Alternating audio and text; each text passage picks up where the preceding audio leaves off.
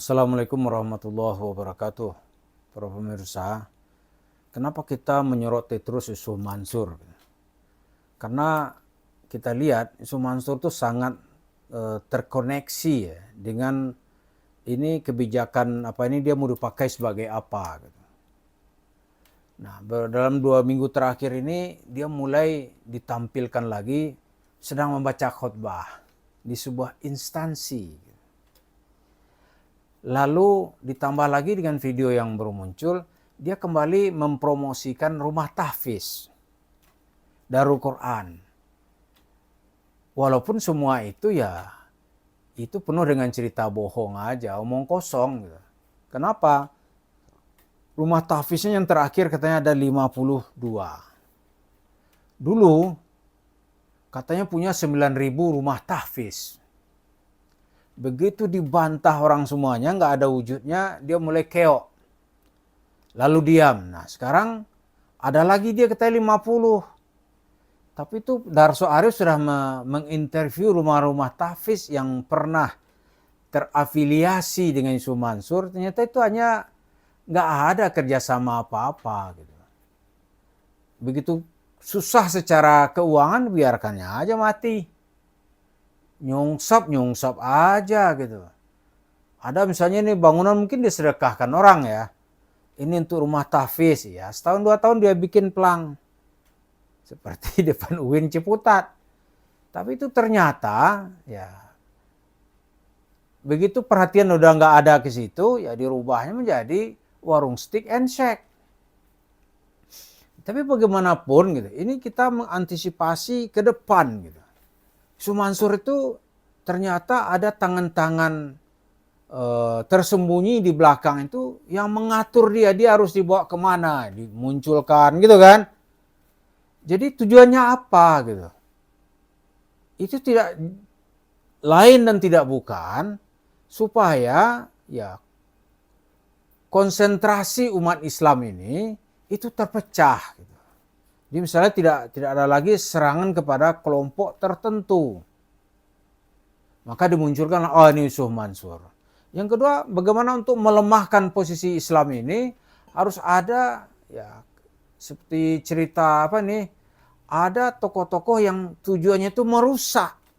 Ya merusak Islam. Tapi bisa nggak? Kenapa misalnya rumah tahfiz Yusuf Mansur itu tidak bisa berkembang dan tidak mungkin akan berkembang. Penyebabnya yang pertama, dia tuh menggunakan santri penghafal Al-Quran itu sebagai kambing hitam. Gitu. Kambing hitam untuk mendapatkan sumbangan.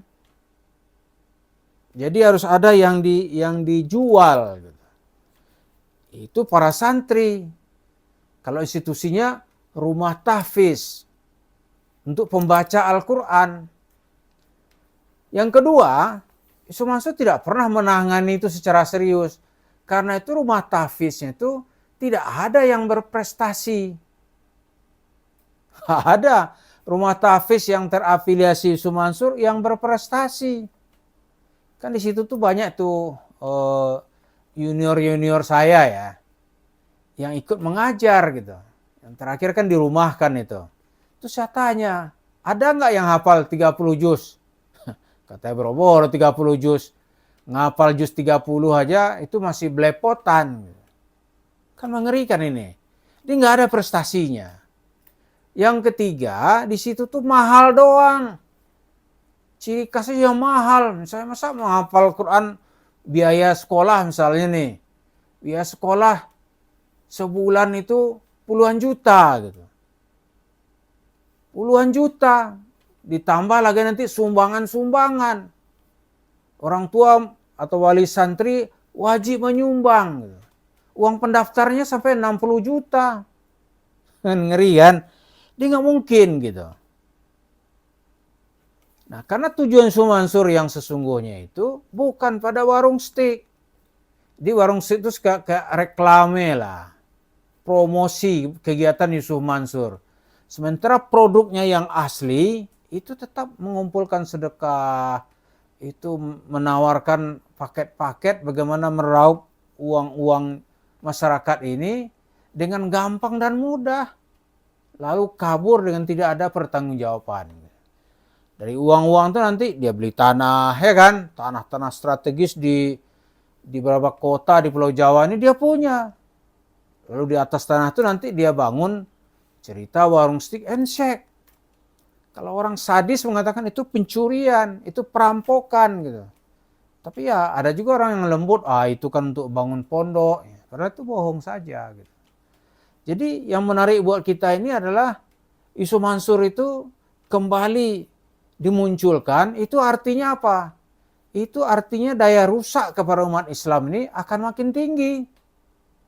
Karena bagaimanapun ya isu Mansur kan nggak ada wawasan agamanya. Coba aja cek itu. Di segi wawasan nggak ada. Nggak ada kita dengar dia memberikan Islam yang benar gitu. Cerita paling ya cerita sedekah. Cerita apalagi itu tabung tanah. Lalu dia bercerita tentang kehebatan dirinya karena bersedekah atau karena orang-orang tertentu yang bersedekah nasibnya berubah jadi kaya. Itu aja. Walaupun secara fakta ya nggak ada. Ya kan? Temannya tukang kemplang duit di Cibubur kota wisata 55 miliar gitu. Satu perusahaan dengan dia. Dia gampang, ini ahli sedekah. Ahli sedekah. Bukan ahli sedekah, itu ahli rampok. Tapi teman dia. Gitu. Itulah yang dia ceritakan. Dia rampok tuh duit masyarakat, ya kan? Bahasa nanti sedekah. Dari situ ya, Yusuf Mansur tuh dua yang dia langgap. Pertama dia gak percaya itu cerita-cerita sedekah itu. Nggak ada imannya tuh. Kalau dia beriman dengan cerita sedekah itu, dia nggak akan berusaha. Ngapain berusaha? Sedekah aja gitu. Kayak sekarang nih, dia punya uang misalnya 1 triliun. Ngapain dikembangkan dalam bentuk usaha? Sedekah aja. Kan balasannya banyak. 1 triliun dikasih 10 berapa tuh? 10 kali. Punya dia 11 triliun. Ngapain usaha? Usaha itu kan bayar pajak, bayar ini. Yang kedua, itu pendapatan yang didapat Yusuf Mansur, uang sedekah, pasti itu nggak bayar pajak itu. Karena itu pendapatan yang masih ya belum terjangkau oleh ketentuan undang-undang pajak. Buat lari aja tuh. Sementara orang kecil yang bekerja di pabrik atau di perusahaan itu bayar pajak. Apalagi sekarang pemerintah mau menaikkan pajak itu 12%.